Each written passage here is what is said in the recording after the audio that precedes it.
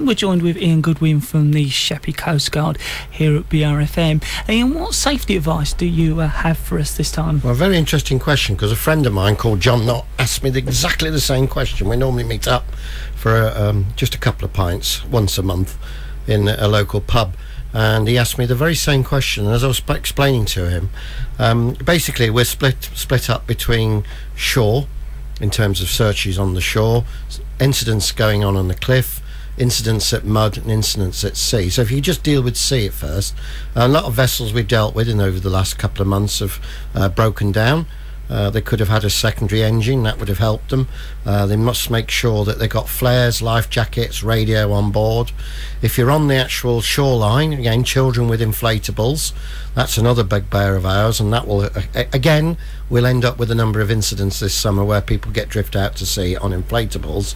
And my final safety advice is about cliffs along here, crumbly, to say the least, and particularly a lot of them have dried up now, so they're really they'll just collapse under your weight, and if you're not careful, you end up falling down the cliff. Yeah, you tend to think of it being wet being the problem. Wet, no, when it all dries up, it gets split, and of course it gets even more dangerous, because if you get very close to those cliffs, off you go. So we'll probably end up dealing, we hope we don't, but we'll probably end up dealing with all of those type of incidents, whether it be windsurfers going out to sea at offshore winds and they're not able to actually get back. It'll be kids, children in small inflatables. There'll be people who will get stranded by the tide.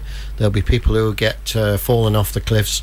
All of these are typical incidents in the life of the Sheppey Coastguard service. Ian, what incidents have you covered since we were last on air speaking to you? Yeah, well, the last time we were on air was at the end of January, so I'm kicking off on Friday the 4th of February, which was 1:30 in the evening.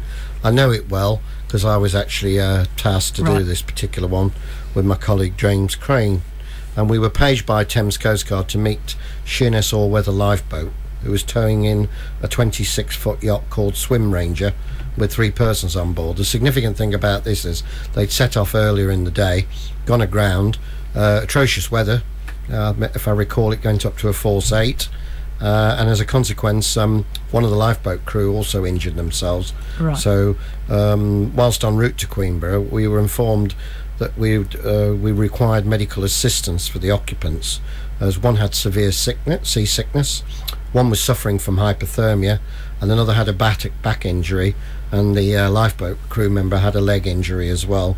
So we managed to get ourselves down onto the all-tide landing at Queenborough, arranged for 3 ambulances, and they were all taken to hospital that evening. I think we finished about 5:30 in the evening for that one. So, but they were in a pretty bad way, hypothermic, bad injuries, and certainly very seasick. One of them, I don't think he'll ever go to sea again. Then on Sunday the 20th of February in the afternoon, we just finished a day of cliff rescue training, and I remember this very well because we're just about to tuck into some bacon sarnies, which we've been looking forward to over the last 6 hours of this training, and it was about some jet skiers being a nuisance to people in the Riverside Country Park.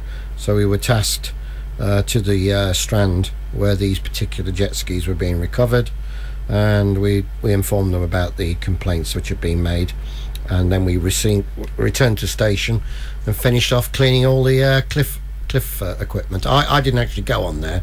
Now, I left James and Tim Judge to do that whilst I ate their bacon butties. They didn't forgive me for that. On March the 14th at 1:30 in the afternoon, we were paged by Thames Coastguard after reports of a suspicious object off Minster Beach. The object was identified as a bulk of timber which had been noted off Barkham's Point the previous day. No, nothing to worry about, I'm concerned.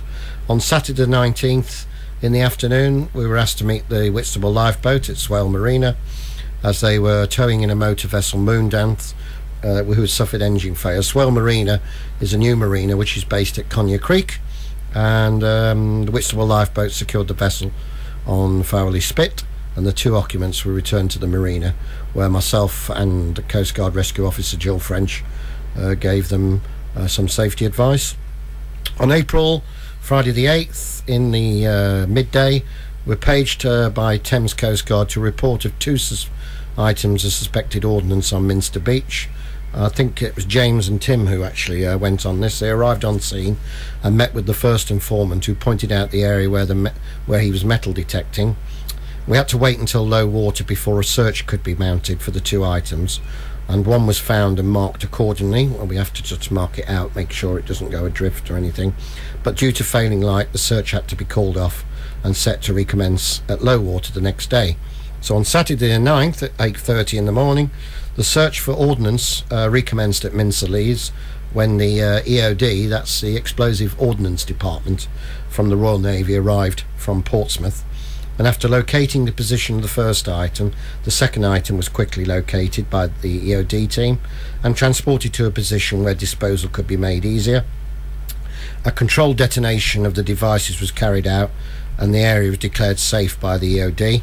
I've seen a video of that. It's on our website. It creates a nice big mud splash. Right. And so that was interesting. Now, really bizarrely, at 10 o'clock, we had to relocate to Queenborough to meet the fishing trawler, Boy Daniel, who had reported to Thames Coastguard shortly after 2 a.m. that morning that they'd picked up a mine in its nets. The vessel was told to drop her nets back into the sea and mark the position with a buoy. The OD team and one of the Sheppey Coastguard officers boarded the trawler, I think that was James, and was taken back out to where the item had been placed by the trawler. After several attempts to dive onto the ordnance, EOD aborted the dives due to the strength of the tide, and the trawler was forced to lift the device back onto the deck and a charge secured to it. It was then lowered back into the water, successfully detonated, and the exclusion zone, which had been set up by Medway Vessel Traffic System, was then lifted. And all of those days' incidents, I think it was Tim and James, were actually stood down at 7 o'clock that evening. On Monday the 11th, in 3 o'clock in the morning, we were paged by Thames Coastguard after reports had been received via Kent Fire and Rescue Service about a male who was threatening to jump off from the new Sheppey crossing. We were stood down shortly after being tasked after another report received from the Kent Police, which stated that the male had been detained for his own safety, and we returned to station. We are talking to Ian Goodwin this evening. We're going through some of the incidents that the Coast Guards here on the island have covered since Ian was last on air. Going through some of the incidents that the Coast Guard have covered since Ian was last on air. Yeah, well, a couple of things. Firstly, that record took me back, that Slade record, 1971, 40 years ago. I managed to do a deal with a guy. He wanted Rider White Swan, the 7-inch by T-Rex, and I had it, and he had that, and I wanted that. But I not only managed to get to do a swap of the record, he had to give me a bob as well. You probably don't even know what a bob is. It was a shilling, right, equivalent to 5 pence these days. I sound like an old man. I probably am an old man. And the other thing is, we had a phone call earlier on. A very nice lady was on the phone called Tanya Moorings, and she was asking me about had I actually done any rescues of seamen at sea, and I've done a number, and she was very polite, saying I was very brave, so it made me go rather red. But yes, Tanya, if you're listening, we have done a number of rescues. In fact, we used to have a rib. It was quite a nice rib. It was quite a big rib, and what we used to do, we used to go out there, and we did actually undertake some rescues, although that's now the province of the RNLI, and we don't have that rib anymore. But when we did certainly rescue quite a number of seamen. Okay, so let's get back to the incidents. Well, just finishing off in April, on Sunday the 17th, about 2:30 in the afternoon, there was a PR event going on at Barton's Point in Minster, and we were asked to go to Laysdown-on-Sea after reports had been received of an orange inflatable which had not moved from its position for a while. And Sheppey Mobile arrived on scene and ascertained that the vessel was a 2-person kayak, and they're just basically fishing. So we returned to the PR. What we call that is not a hoax. That's what we call a false alarm with good intent. In other words, someone genuinely thought someone was in difficulty rather than just pretending someone was. Now, let's get on to May. We've had the busiest start to May I can certainly remember in the 12 years I've been on service. We've had 7 incidents in 5 days. It's all kicked off on May the 1st on Saturday, when we were tasked by Thames to assist Medway Coastguard in searching for a speedboat which had run aground somewhere between the Riverside Country Park and the Bullnose. We proceeded towards the lower Medway, but were stood down as the craft was located by Medway Mobile and tied up to one of the commercial tugs. On Sunday the 2nd, at 8 o'clock in the evening, we were paged after a member of the public had found a 12-foot windsurfer's sail on the beach. We were tasked to ascertain if there was anyone who was unaccounted for after the strong winds and rough sea which had been hitting the coast all day. So a search was conducted from Beach Street towards Minster Leys, incorporating the car parks at the Little Oyster and Seathorpe Avenue, before returning along the coast to the seawall at Garrison Point. Again, this proved fruitless, and a final search was conducted through C&S docks.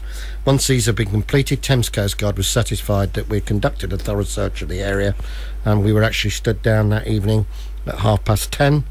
On Tuesday the 3rd of May, in the 5 o'clock in the afternoon, we were paged to a 45-foot twin-masted yacht, Kerry Dancer, which was hard aground on its outward journey from Conyers Creek. Members of the public walking along the seawall had seen the yacht and reported it to Conyers Marine staff, who will then pass that on to Thames Coastguard.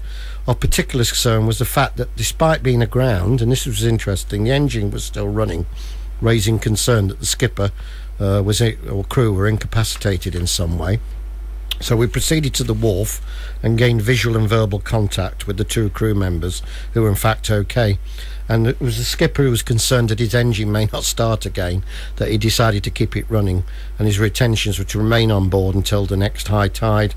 So we advised them to lay anchor, and all they needed to do then was to confirm, which they did do, that they were safely underway. On Wednesday the 4th, this will be in the papers, a good picture. This one of the an East Cardinal, the Spaniard East Cardinal buoy, which is a very large buoy, it's about 3 meters tall, had broke its mooring chain and drifted onto the beach at Laysdown. Now this is a cardinal marker, which is actually it's an East Cardinal, which tells vessels to keep east of it, and there are various ways of determining that, by its colour, by the actual light flashing system. I was going to say, is that one of the ones we often see? Yeah, it's a cardinal flashing, and it's actually 3 flashes and 1 long flash, and then a space of 10. That tells you it's east. It's actually like 3 o'clock on basically a 12-hour clock system. Anyway, basically that we had to secure it. Colleagues had to secure that, and they had to wait for low tide for the Medway ports to arrive. And in essence, the following day we had 2 more. One was to a meet and greet for another broken down vessel to the all tide landing, and then finally back to the Spaniard buoy, which it's a big buoy this is, so we had to actually manage to assist the Medway ports in terms of extracting that, and that eventually will have to be put back. And those are all the incidents.